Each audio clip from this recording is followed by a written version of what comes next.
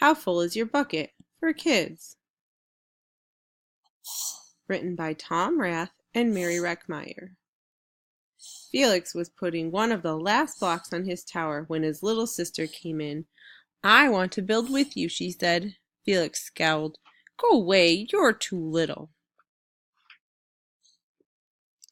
I'm big. Stay back, you'll knock it over. I can be very careful. Go play with your baby toys, Anna. Thwack! Grandpa! Grandpa shook his head. Felix, you just dipped from your sister's bucket. Like everyone else, Anna has an invisible bucket. When it's empty, she feels bad. But when it's full, she feels great. Didn't you ever notice your own bucket? Invisible bucket? Sometimes Felix couldn't quite tell when his grandfather was joking. But the next morning when Felix woke up, there it was, a small gray bucket floating above his head. When Felix came down to have breakfast, his mom was in a hurry. I've got a meeting this morning, and it's almost time to go. Anna, sit still. Felix slipped, and cocoa weed scattered across the floor. Felix, yelled his mom, you should have used the stool to reach that. Felix could feel his bucket tip and big invisible drips spill out. Drip, drip. Ha ha, Anna laughed as she crunched the cereal with her shoe. Drip. Get the broom and clean that up before you miss the bus, scolded Mom. With the school bus honking, Felix quickly swept up the cocoa weeds and grabbed the last blueberry muffin. But before he could even take one bite, Buster jumped up and grabbed the muffin from his hand. Drip. Hey, look at Felix's new backpack. My baby brother has one just like it. Drip. Psst, Felix. Psst, drip. Watch out, shrimp. Drip. It was still morning, and Felix's bucket felt almost empty.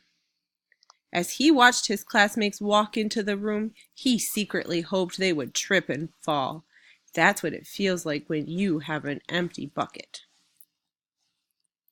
Felix slumped into his seat and waited for something else bad to happen. Mrs. Bumpernickel walked slowly up to his desk and handed him a paper. He could hardly bear to look. Felix, you wrote a wonderful story. Would you please share it with the class? Felix grinned and felt a big drop land right in his bucket. Drop! The Gigantosaurus Who Wanted a Pet. The class grew quiet. They laughed at the right places and oohed at the scary parts. When Felix finally read the end, everyone clapped, even Emily, who sat next to him and didn't usually like dinosaurs. Felix felt a whole shower of drops land in his bucket. Maybe the day wouldn't be so bad after all. Clink, drop, plop, drop. Drop.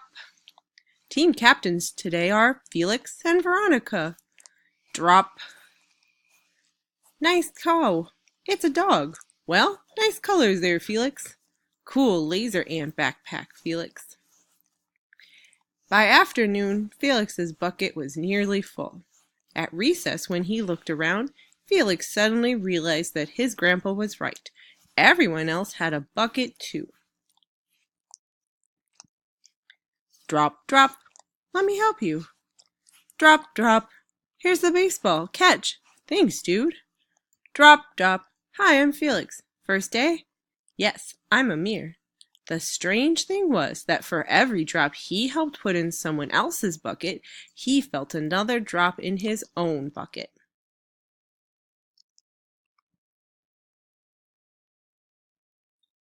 When Felix burst in the door after school, he shouted, You were right, Grandpa. I do have a bucket, and I understand how it works. Then he saw Anna's torn doll. Wah! Bad dog, he almost scolded. But then he thought, dogs might have invisible buckets too. Your doll will be okay, Anna, said Felix. Mom will fix her. Until then, do you want to help me build the tallest building in the world with my blocks? And so they did.